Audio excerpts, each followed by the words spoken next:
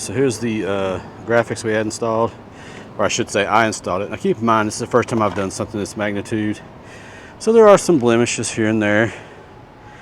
I may go back if time ever allows and have him do it at Lifestyle Overland, have him do it in his shop, because he's obviously done this a lot more than I have. But overall, I love the look, and I love the little Sasquatch here with the dog. It's kind of the logo. In the mountains. You know, I had this corner here, I had troubles getting it all the way down here at the bottom, so I just trimmed it right there.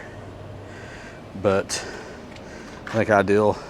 If I do it over again, I might make it a little bit bigger to where it goes back and wraps around under the tail light, and maybe come a little bit more down the door right here or something maybe.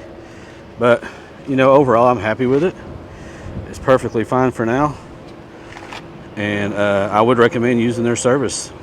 So I'll put a link in the description below if you want to call or reach out to Luke at Lifestyle Overland. He can get you a custom design made for your rig too.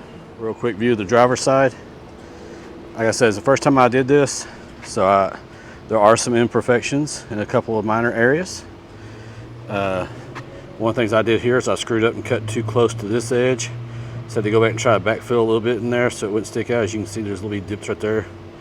Tried to get those out, but couldn't. You know, you get up close to it, you notice it. But like I said, it's my first time doing it. So, you know, lesson learned. I'll be a little bit more careful next time. Same thing over here at the bottom. You know, had some issues trying to get that to iron out good.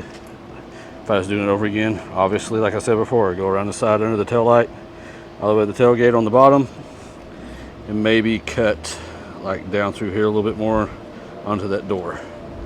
Like I said, the quality of vinyl is really good. The install wasn't too bad.